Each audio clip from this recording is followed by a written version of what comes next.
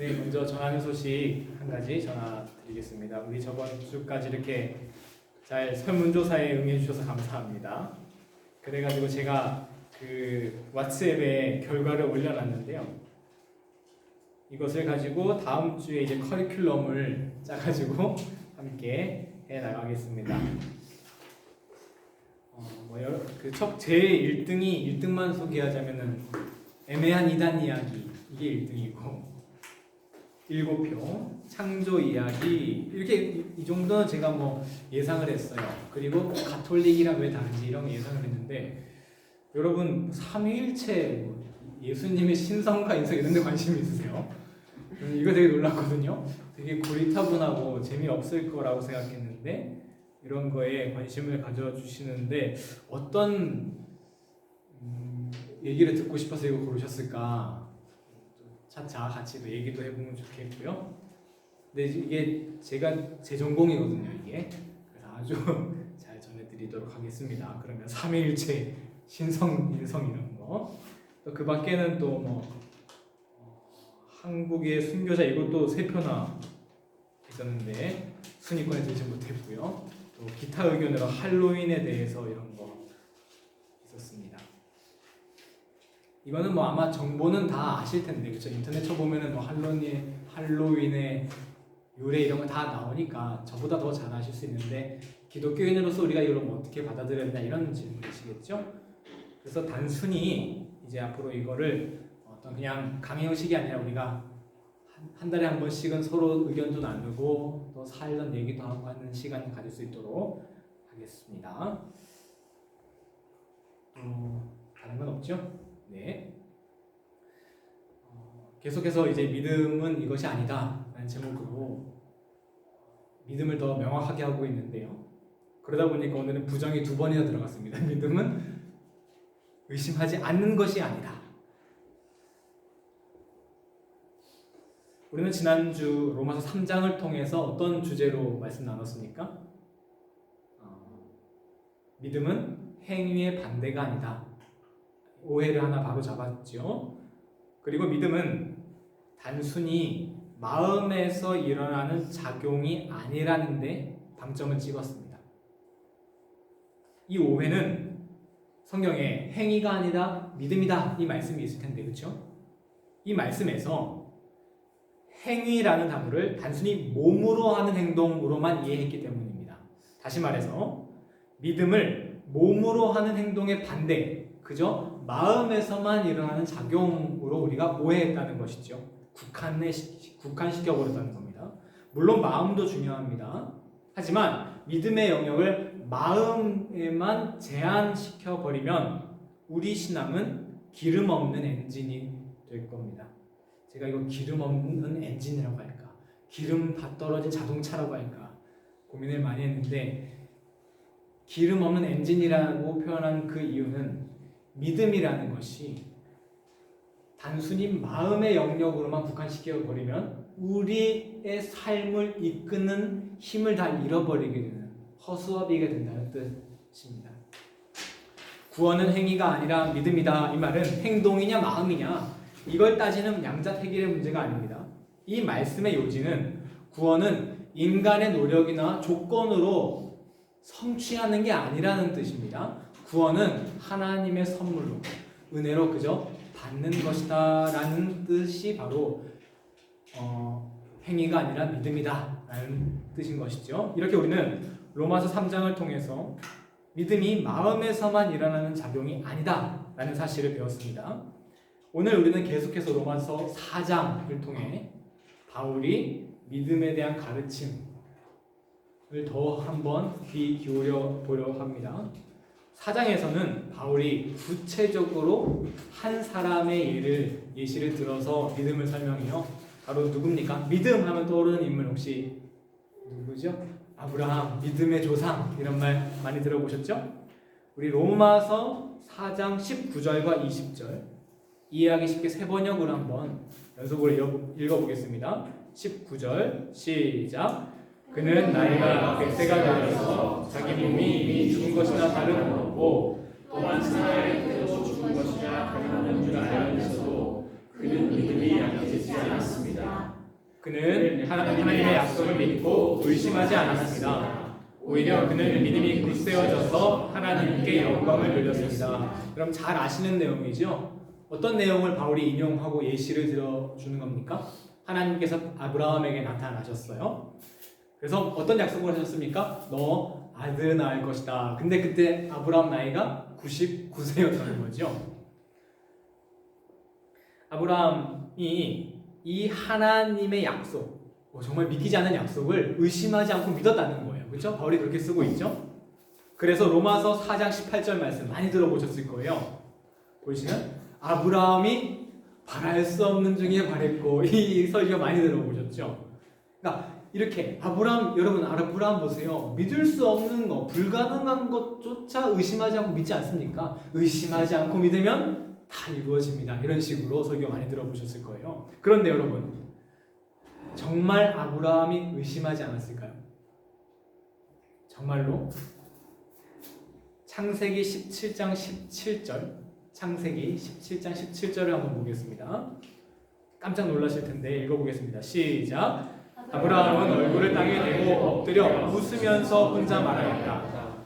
나이 100살 된 남자가 아들을 낳는다고? 또 90살이나 되는 사라가 아이를 낳을 수 있을까? 이것 보세요. 아브라함이 어떻게 하고 있어요? 의심하는 정도가 아니라 웃었대요. 이거는 이렇게 그게 아니라 엎드린 상태에서 하고 어이없다는 식으로 웃음 나오는 거죠. 여러분 오늘 채진 형제 안 왔으니까 마음껏 이제 사용하면은, 우리가 채진 형제가 가끔 그럼 나는 서울말 잘하는데요. 이건 또 강도 사투리인데 어떻게 합니까? 아무튼 서울말 잘한다고 이렇게 경상도 사람들이 말하면 우리가 웃음 못 참고 하는 그 웃음이 튀어나오는 거예요. 어이가 없다는 거죠. 그러니까 뭐 의심하는 정도가 아니라 못 믿겠다는 거예요. 이거 당하는 사람 듣는 사람은 진짜 기분 나쁘거든요.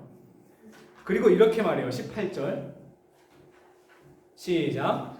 아브라함은 하나님께 아뢰었다. 이스마엘이나 하나님께서 주시는 복을 받으면서 살기를 바랍니다. 자, 여러분 성경을 읽을 때는 성경에 나와 있지 않은 뉘앙스를 읽으셔야 한다고 했죠. 여기서 여러분 딱 동그라미 치셔야 하게 다른 게 아니라 이나예요. 이나. 하나님 이스마엘을 복받게 해주세요가 아니라 하나님 이스마엘이나 잘 먹고 잘 살게 해주세요. 이런 뉘앙스인 거죠. 무슨 말이에요? 제가 무슨 아들을 낳아요? 이스마엘이나 잘 먹고 잘 살게 해주세요. 못 믿겠다는 거예요. 끝까지. 그렇죠? 아브라함 의심하지 않고 믿고 있습니까? 의심하고 있잖아요. 거의 안 믿고 있어요. 바울이 이걸 몰랐을 리 없습니다. 이 본문을, 그렇죠? 성경 박사 바울이. 그리고 바울이 은근슬쩍 거짓말 할 리도 없습니다. 유대인들 성경 다 알고 있었을 텐데요. 그런데도 사도 바울은 아브라함을 향해서 바랄 수 없는 중에 의심하지 않고 믿었다. 이렇게 쓰고 있다는 것이죠. 우리는 도대체 이 상충돼 보이는 본문을 어떻게 이해해야 할까요? 이렇게 생각해 보면 어떨까요? 성경이 말씀하는 믿음이란 어떤 명제가 참이라고 의심하지 않고 받아들이는 것이 아니다. 성경이 말씀하는 믿음이란 우리의 믿음의 궁극적인 대상인 하나님과 신실한 관계를 계속 이어나가는 것이다. 다시 말씀드릴게요. 믿음이란 어떤 사실이 그게 맞다, 옳다, 무작정 받아들이는 게 아니라 하나님과 신실한 관계를 이어나가는 것. 이렇게 이해하고 오늘 아브라함 이야기를 다시 한번 보자고요. 창세기 17장 23절을 한번 읽어보겠습니다. 이건 하나님이 약속의 말씀 주시고 아브라함이 풋 웃고 그 다음에 일어나는 일입니다. 읽어볼게요. 시작. 이에 아브라함이 하나님이 자기에게 말씀하신 대로 이날 그 아들 이스마엘과 집에서 태어난 모든 자와 또 산 모든 자, 곧 아브라함의 집사람 중 모든 형제를 데려다가 그 뽑기를 배웠으니. 자, 여기서 동그라미 실 두 글자는 말씀하신 대로와 이 날에입니다. 이 날에 아브라함이 하나님께 이 약속을 듣고 풋 웃었던 그 날에 아브라함이 뭘 했다고요? 하나님 말씀하신 대로 했다. 하나님 무엇을 명령하셨습니까? 내가 너에게 아들을 줄게. 그리고 그 아들로 큰 민족을 이룰 것이고 거기에서 이스라엘 왕이 나올 것이야. 이렇게 약속을 하셨어요. 그러니까 우리가 이 언약의 징표로 할례를 행하라. 이렇게 명령을 하셨어요. 그런데 아브라함이 어떻게 했다고요? 이 날에, 다음 날도 아니에요. 조금 고민해보고 아니에요. 당장 말씀하신 발음 끝난 다음에 하나님 말씀하신 그대로 집안 모든 사람들 또 외국에서 불러온 종들까지 모두 다 하나님 말씀 그대로 행합니다. 아브라함은 비록 처음엔 웃었지만 하나님 하신 말씀대로 다 행했습니다. 아브라함은 어떤 마음으로 하나님의 말씀을 따랐던 것일까요? 비록 99세인 자신과 90세인 사라가 자식을 낳을 수 있다는 사실이 도저히 믿기진 않았어요. 이건 뭐 믿을 수가 없는 일이잖아요. 하지만 하나님은 언제나 신실한 분이시지. 하나님은 능치 못함이 없으시지. 하나님은 나를 사랑하시기 때문에 하나님의 말씀이 나의 생명이지, 이런 마음 하나 가지고 하나님이 하신 말씀 그대로 행하지 않았겠습니까? 아브라함은 단순히 99세와 90세의 부부도 아이를 가질 수 있다, 이 사실을 믿은 게 아니라 뭘 믿은 거예요? 하나님을 믿었던 겁니다. 하나님을 믿는다는 것은 그분의 존재가 참이냐 거짓이냐를 넘어서는 것입니다. 우리가 신의 존재를 인정하는 사람 보고 신앙이다, 믿음 좋다라고 말 안 하죠. 그냥 유신론자다라고 말합니다. 하나님을 믿는다, 하나님을 믿는다라는 것은 무엇입니까? 그분과 신실한 관계를 이어나간다라는 것입니다. 이게 잘 구분이 어려우실 텐데요. 우리가 많이 들어본 이야기를 하나 해드리면요. 정말 신실한 두 친구가 있었어요. 한 친구가 근데 억울한 누명을 쓰고 사형 선고를 받은 거예요. 담담히 받아들이려 했는데 아버지가 돌아가셨다는 소식을 들어요. 그래서 이제 죽기 전에 아버지 장례를 치르고 싶다고 왕에게만 건의를 하는데, 내가 널 어떻게 믿고 풀어주냐. 그때 이 다른 친구가 다 찾아와가지고 이제 간청을 하는 거죠. 아닙니다. 제 친구가 그럴 사람이 아닙니다. 비겁하게 도망갈 사람 아닙니다. 왕이, 그걸 내가 어떻게 믿냐? 제가 믿습니다. 그러면 제가 대신 이 친구 대신에 감옥에 갇혀 있겠습니다. 야, 그렇다고 네 친구 안 돌아오면 어떨 건데? 아니요, 이 친구 분명히 돌아올 겁니다. 근데 안 돌아오면 제가 대신 사형당하겠습니다. 왕이 아주 안 입고 와가지고 이 사람들을 증명해 보려고, 야, 사람이 죽음 앞에서 사형 선고는 자기 힘이니까 자기 힘 앞에서 아무도 도망간다, 이걸 증명하고 싶어가지고 허락합니다. 그래, 너 감옥 갇히고 너 장례식 다녀와 라고 했을 때 이제 시간이 거의 다 되자 사람들이 이제 비웃기 시작하죠. 거봐, 돌아오긴 뭘 돌아와? 이제 사형 선고가 이제 그 사형이 집행되려고 할 때 그 친구가 실제로 돌아왔다는 그 이야기, 여러분 잘 아실 겁니다. 너무나 감동적인 이야기인데, 우리는 여기서 대신 감옥에 갇혀준 이 친구가 도대체 어떤 믿음으로 이 친구를 믿었던 건지, 도대체 뭘 믿었길래 대신 감옥에 갇혀줄 수 있었던 것이었는지 한번 생각해 보자고요. 이 친구가 믿었던 건 도대체 무엇일까요?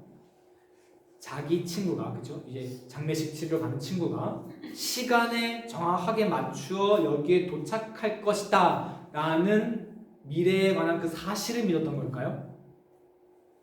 아니에요, 여러분. 이 친구가 아무리 돌아오고 싶다 하더라도 불가항력적인 일이 생길 수 있잖아요, 그렇죠? 갑자기 강도를 만나서 끌려간다던가, 발을 헛디뎌서 어디 떨어져가지고 정신을 잃었다던가, 그럼 못 따라올 수 있는 거예요. 이 친구가 믿었던 건, 이 친구는 제 시간에 돌아온다라는 사실이 아니에요. 뭘 믿었던 거예요? 내 친구는 절대 자기 살겠다고 나 버릴 사람 아니야. 내 친구는 죽음이 무섭다고 비겁하게 도망칠 사람 아니야 라고 내 친구를 믿었던 겁니다. 그 믿음은 더 나아가, 혹시 그 친구가 오지 못한다 하더라도, 그래서 내가 대신 죽음에 이르러야 하는 상황에 처한다 하더라도 내 친구는 절대 도망간 게 아니야. 그리고 그 믿음은 단순히 사실을 믿는 게 아니라, 믿음이 뭐라고 했습니까? 신실한 관계를 이어나가는 것이라고 했죠. 그러므로 더 나아가 이 친구를 위해서라면 나는 대신 죽어줄 수도 있어. 바로 이 믿음으로 감옥에 갇힌 것입니다. 초대교회 사도들이 순교당하고 감옥에 갇힐 때 그들이 믿음으로 순교를 당했고, 그들이 믿음으로 감옥에 갇혔죠. 그들이 어떤 믿음으로 감옥에 갇히고 순교를 당했겠습니까? 감옥에 갇혀도 하나님이 금방 풀어주실 거야. 이 사실을 믿은 걸까요? 내가 순교를 끌려간다 하더라도 갑자기 천사를 보내줘서 나를 살려주실 거야. 이 사실을 믿었던 걸까요?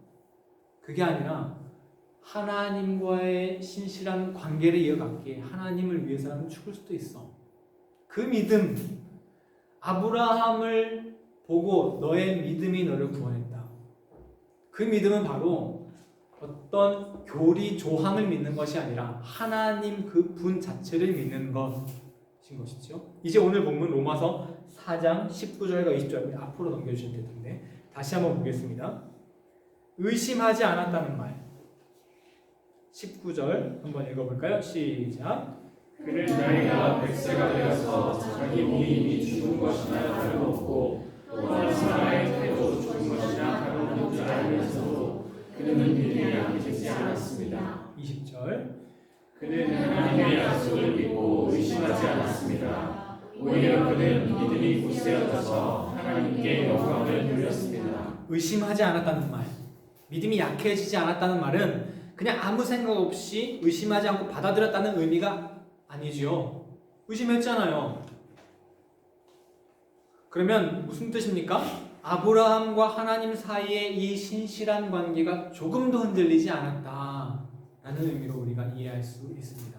그래서 로마서 4장 4절에 보면 뭐라고 나옵니까? 3절이네요. 읽어보겠습니다. 시작. 성경이 무엇을 말하느냐? 아브라함이 하나님을 믿으매 그것이 그에게 의로 여겨진 바 되었느니라. 아브라함이 자기 자식 생길 것을 믿었습니까? 아닙니다. 하나님을 믿었습니다.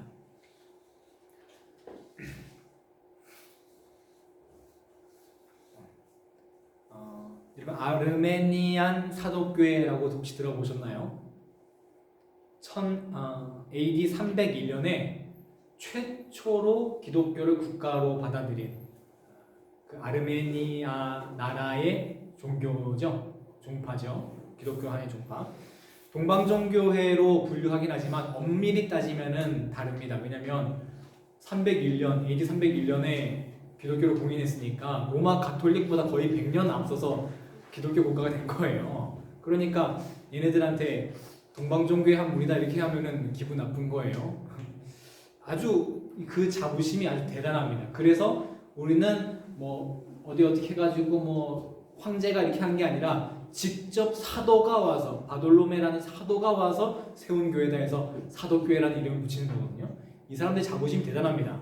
그리고 자부심 가질만한 게 이 아르메니아라는 지역이 여러분 저도 정확하게 잘 모르지만 아무튼 비잔틴 제국보다 더 동쪽에 있잖아요. 그 터키 그쪽 그보다 오른쪽에 살짝 위에. 그러니까 거기에는 뭐가 주름 잡았습니까? 이슬람이 주름 잡았잖아요. 모든 나라들, 모든 사람들이 이슬람에 개종되고 다 처참하게 순교 박해당할 때 끝까지 버티고 개종하지 않고 남아있던 사람들이 이 아르메니안 사도교회 사람들이에요. 이 사람들의 자부심이 어마어마합니다. 그런데 최근까지도 오랫동안 이 아르메니안 사도교회 사람들은 이단 취급을 받았는데요. 그 이유는 이들이 단성론자라는 사실 때문입니다. 여러분 이게 그 예수님의 신성과 인성 뭐 이런 얘기인데 들을만 하시겠어요? 단성론 이런 얘기 나오니까 무슨 얘기냐면 교회 회의가 있었어요. 칼케돈이라는 곳에서 451년에 교회 회의가 있었는데 예수님은 어떤 분이냐 이걸 정하는 거였는데 예수님은 신성도 있고 인성도 있다. 이렇게 정했어요. 여기까지는 맞았어요. 그런데 그래서 이런 표현을 씁니다. 하나의 본질, 두 개의 본성이시다. 그리고 이제 뒤에 조금 첨가한 게 이 두 개의 본성은 구분되어 있다. 이렇게 마무리를 했어요. 이 신조, 칼케돈 신조라고 하는데, 그런데 이 아르메니아 사람들 보기에 어이가 없는 거예요. 우리가 너희들보다 100년 먼저 생겼는데 우리는 어떻게 했다? 이 두 개의 본성이 하나로 합쳐져 있다 라고 고백을 했었어요. 두 개가 안 맞는 거예요. 그래서 로마 교회가 이 아르메니아 사람들을 이단으로 정죄했습니다. 이단으로 정죄했다는 건 너들 믿음 틀렸어, 너는 하나님 자식 아니야 라는 뜻이잖아요. 여러분 생각해 보세요. 예수님의 두 개의 본성이 구분되어 있다. 이것을 믿으시는 분, 하나로 합해져 있다. 이것을 믿으시는 분. 여러분 지금 생각이 뭔 소리야? 이런 생각이시죠? 이게 우리 입장이에요.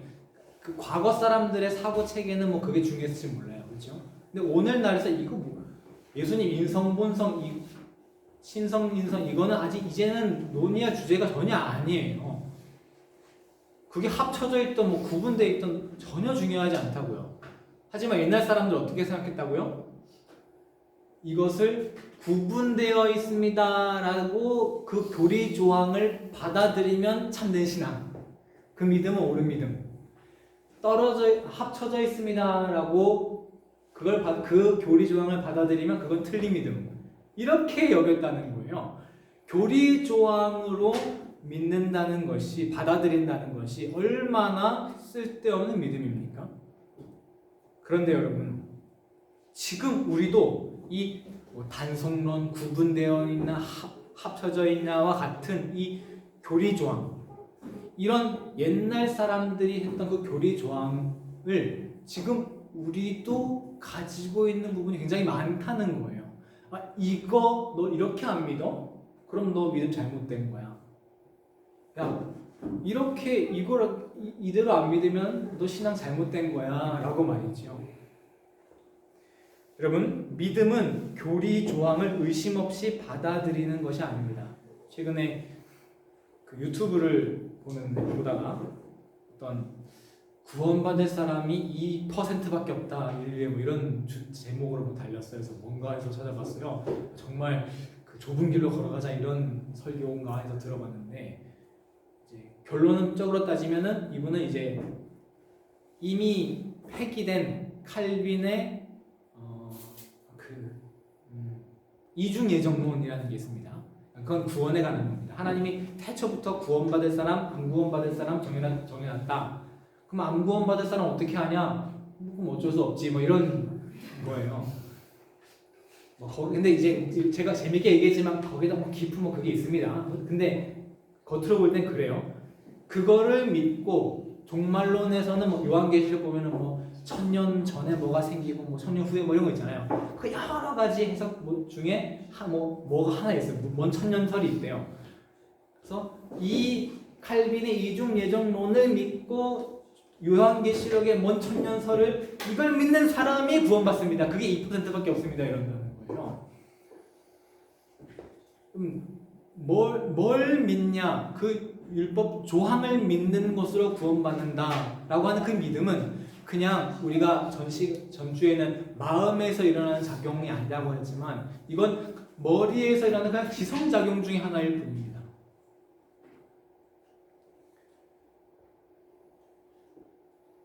여러분, 우리 신앙생활 하다 보면 도저히 잘 믿겨지지 않는 것들 많습니다. 여러 가지가 있겠지만 얘기 나왔으니까 삼위일체, 여러분 이게 있는데 이게 한계입니다, 여러분. 이게 믿어지세요? 그래놓고 이거 안 믿어지는 사람이 있거든요, 그렇죠? 오래전부터 교회 안 다니는 사람들은 자연스럽게 안 받아들이는 사람이 있을 거예요. 저 같은 경우는 오래전부터 교회 다니니까 삼위일체하고 오해 은혜 받고 이러는 거죠. 근데 우리가 그거 도저히 안 믿겨진다고 하는 사람 보고 야, 너 신앙 그거 잘못했다, 너 구원 못 받는다라고 할 수 있습니까? 그 사람 믿음이 잘못됐다고 할 수 있겠습니까?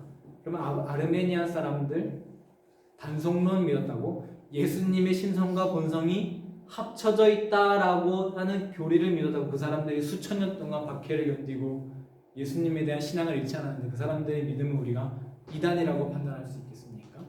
믿음은 단순히 교리 조항을 받아들이는 것이 아닙니다. 여러 사람들이 있습니다. 삼위일체 안 믿어지는 사람, 성경의 기적 같은 거 잘 안 믿겨지는 사람들 많습니다. 그래서 이렇게 있을 때 우리가 어떻게 하죠? 나 왜 이렇게 의심이 많지? 이런 불경한 생각을 하면서 이런 이 의심의 악마를 쫓아내야 돼 이러면서 막 이렇게 막 또 주여 이러면서 막 기도를 해요. 저도 뭐 많이 그랬고요. 근데 결국 하는 게 그냥 그 생각을 안 하게 되는 거예요. 그냥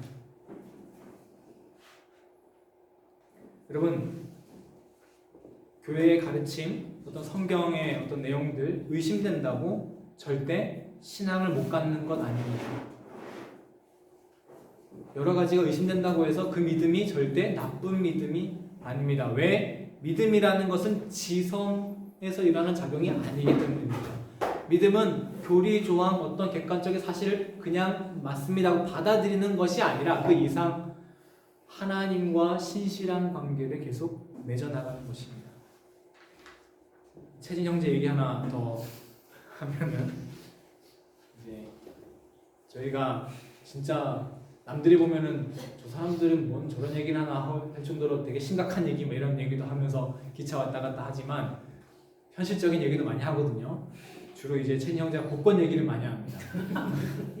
돈이 다들 뭐 공통점으로 돈이 다 궁하니까 이거 그러면서 이제 복권을 어떻게 하면 당첨될 수 있는가 뭐 이런 얘기까지도 하고 막 그래요. 돈 얘기 엄청 많이 합니다. 저희가 어떻게 하면 돈 번다, 돈 하나도 없으면서 뭐 강남에 뭘 사야 된다, 뭐 이런 얘기 막 엄청 합니다. 비트코인이 뭐 이번 하반기에 반등한다, 이런 게 엄청 해요. 그렇다고 해서 제가 채진 형제를 절대 정말 물질 만능주의 사람이다라고 말할 수가 없어요. 왜냐면 말은 그렇게 하거든요. 근데 하는 행동 보면은 지가 다 내려고 그래요. 어디 가든지. 내가 낸다고. 뭐 돈 낸다고. 제가 그러니까 계속 같이 이렇게 꾸준하게 다닐 수 있는 게 아닌가. 그 사람이 사는 모습을 보면 절대 돈을 더 우선으로 생각하지 않아요. 나를 더 중요하게 생각하는 것 같아요. 돈보다.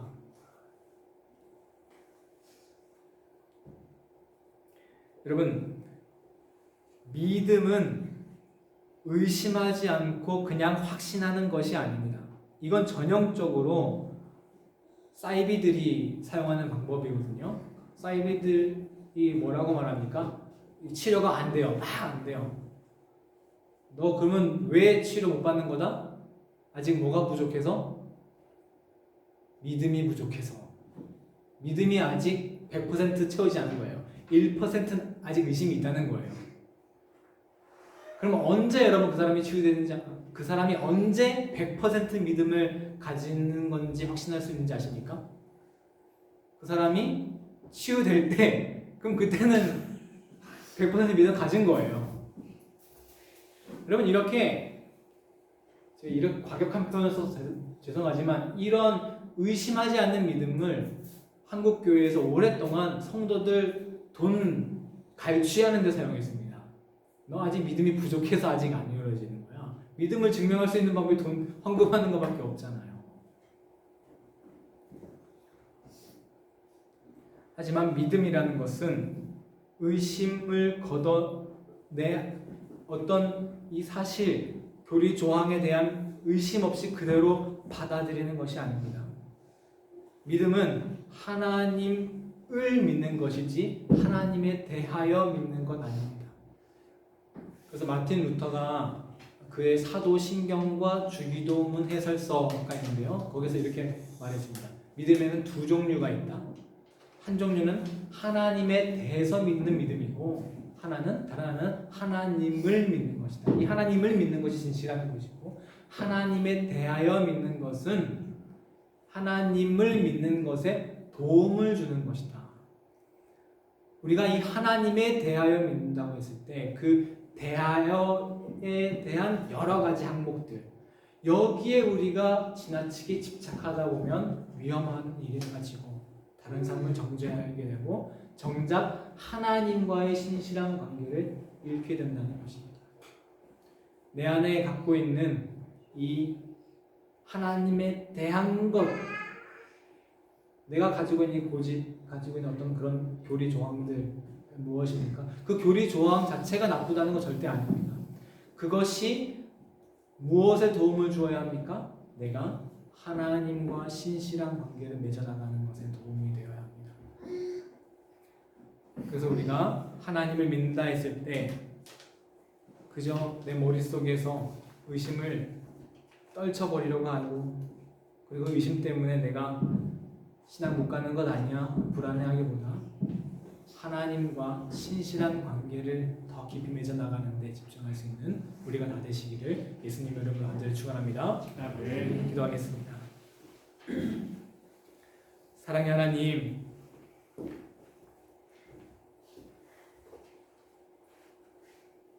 오늘 이번 주까지 믿음이란 무엇인지 깊이 이야기 나누어 보았습니다. 주님, 우리가 주님을 믿는다고 하면서 그저 쉽게 교회 오래 다녔기 때문에 쉽게 받아들일 수 있는 그런 여러 조항들 그저 인정한다고 끝난 것 아닌가. 우리의 믿음이 우리의 삶을 이끌지 못하는 빈 수레인 것 아닌가 돌아봅니다. 우리의 믿음을 살아있는 믿음, 하나님과 신실한 관계를 이어가는 믿음으로 삼는 우리 되게 하여 주옵소서.